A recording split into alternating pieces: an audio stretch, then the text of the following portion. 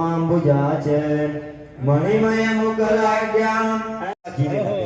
सुरभि से खीर में घी मिला दो सब जगह, दो चार यजमान ने उनके भी मिलवाते हैं।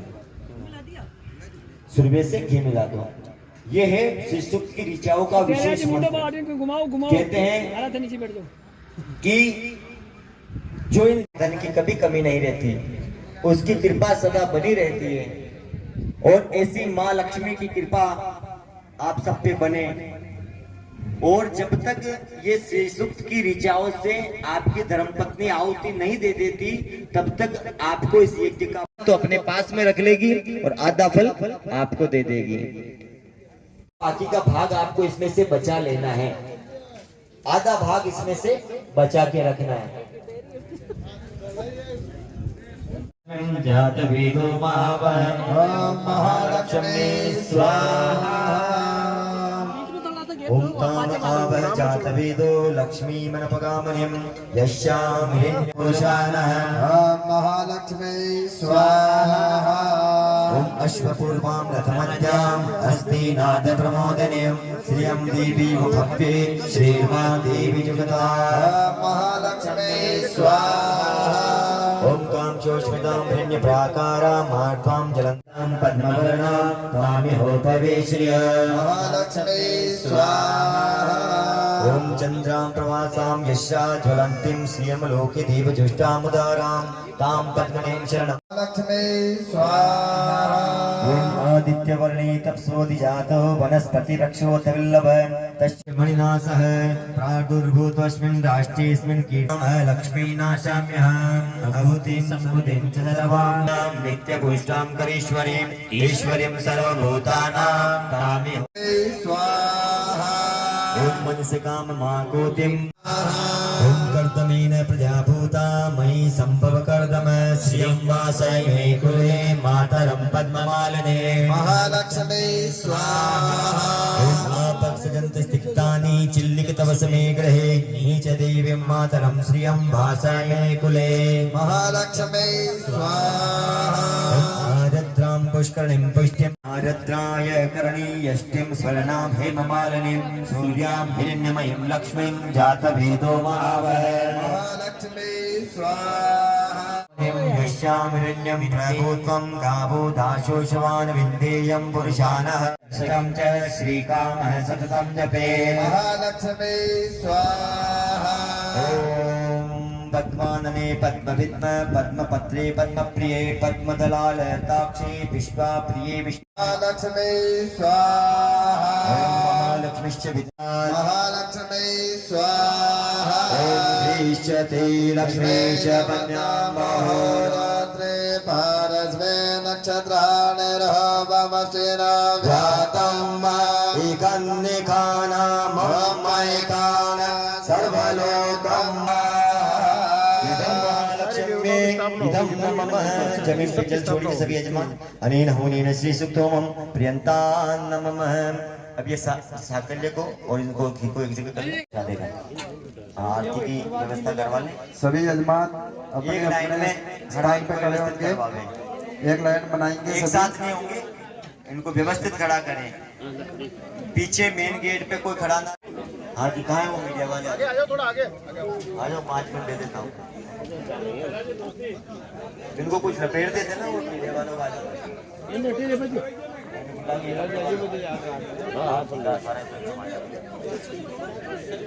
आगे आगे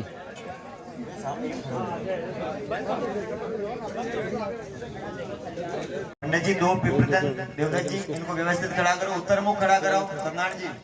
इन यजमानों को ऐसे उत्तर की तरफ खड़ा करवाओ, आधे को सब पीछे वाले को। हाँ, आराम से द्वार भी छूट जाए तो यहाँ ऐसे सामने लंबा और उधर दोनों में। ठीक है, इधर थोड़े इधर खिसक जाओ आप, हल्का हल्का हल्का आराम से, खूब जगह है। अब समापन हो रहा है 4 बजे।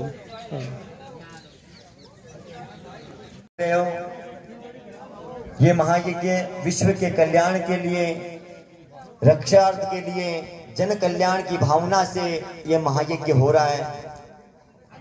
भूनाभाई काकरदा का जो क्षेत्र है इस पावन धरा पे श्री देव नारायण मंदिर में ऐसा ऐतिहासिक अभूतपूर्व आयोजन जो सभी भक्तों के सहयोग से, दानदाताओं के सहयोग से और हमारे महंत श्री दयाल ये महायज्ञ विश्व कल्याणार्थ, जनहितार्थ, सर्व रोग शमनार्थ, त्रिविध पाप शमनार्थ 21 कुंडात्मक श्री विष्णु देव नारायण महायज्ञ चल रहा है, निरंतर चलेगा।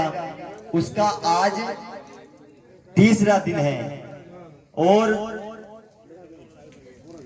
यह इस महायज्ञ की पूर्णाहुति 25 तारीख को सप्तमी के दिन रविवार को इस महायज्ञ की पूर्णाहुति रहेगी और माघ मास का ऐसा पवित्र अवसर आपके सामने प्रकट हुआ है और हमारी ऋषियों की वैदिक परंपरा, कहते ना परंपरा नहीं है, ये वैदिक हमारे ऋषियों मुनियों की परंपरा है जो चलती आ रही है और चलती रहेगी। होना बंद हो जाएंगे उसी समय समझ लेना महाप्रलय आने वाला है। और जब तक साक्षात यज्ञ नारायण भगवान जीवित है, ये जब तक होते रहेंगे धरा पे, तब तक इस पृथ्वी का कोई बाल बांका नहीं कर सकता, महाप्रलय की ओर अग्रसित नहीं होगी। अब सोचो कि कोई कलयुग का कैसा चरण आएगा जब जाकर के कोई भगवान का नाम लेने वाला नहीं मिलेगा। ऐसा घोर कलयुग भी वर्णन आया है, तब जाकर जो नारायण का है ना वो भी बाकी है। वो बताया है कि संबलपुर ग्राम में विष्णु यस ब्राह्मण के घर में यह अवतार होगा जो श्वेत रंग के घोड़े पे बैठ करके और समस्त दुष्टों का संहार करेंगे। और यहाँ हमारे दयालनाथ जी महाराज के सानिध्य में, सभी संतों के सानिध्य में और श्री देवनारायण विकास समिति के सभी पदाधिकारियों के सहयोग से और समस्त नगर बस्ती और क्षेत्र दानदाताओं के सहयोग से ये महायज्ञ हो रहा है।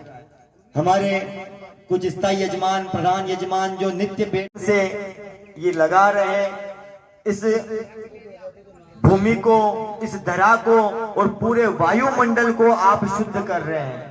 कहते हैं कि एक घी की बूंद एक इंसान को 24 घंटे जिंदा रखने जितना सामर्थ्य रखती है। विज्ञान तर्क करता है ना, ये घी क्यों डालते हैं, इतना क्यों डालते हैं। विज्ञान कुछ नहीं है, विज्ञान, ज्ञान, विज्ञान सब वेदों से निकला है और जो वेदों से निकला है वो कभी असत्य नहीं हो सकता।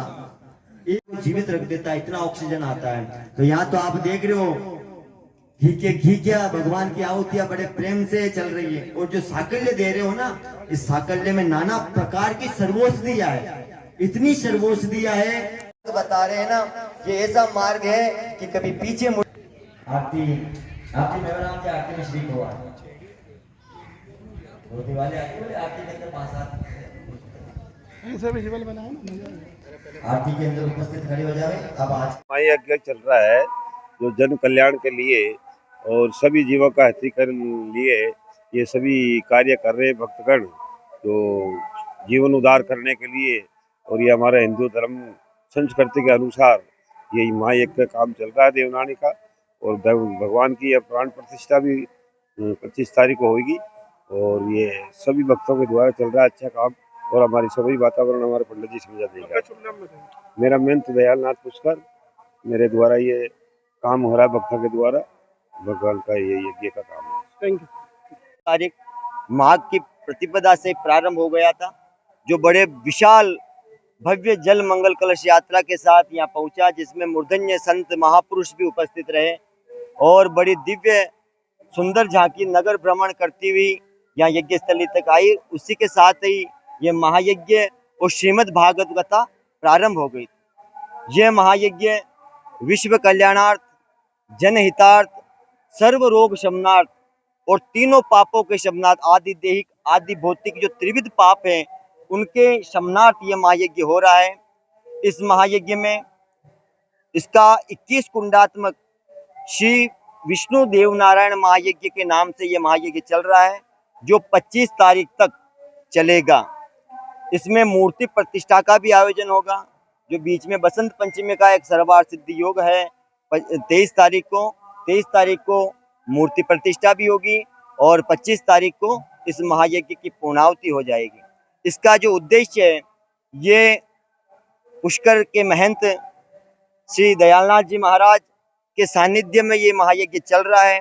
इनके सानिध्य में संपूर्ण भक्त जगत श्रोता सभी अपने तन मन धन से यहाँ सहयोग करके अपना मानव जीवन को वह सार्थक करने में लगे हैं। भगत यहाँ परिक्रमा कर रहे हैं। इस परिक्रमा के इतने लाभ है कि असाध्य से असाध्य रोगों को परिक्रमा करने मात्र से मुक्ति मिल जाती है।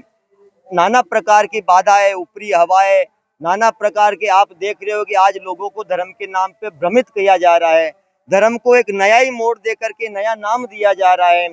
उन सब के निवारण के लिए ये सब महायज्ञ रच दिया है कि आपको एक कल्प वृक्ष मिला है, यहाँ आकर के केवल आप परिक्रमा भी कर लो और दर्शन भी कर लोगे तो आपका कल्याण अवश्य होगा, इसमें कोई संदेह नहीं है।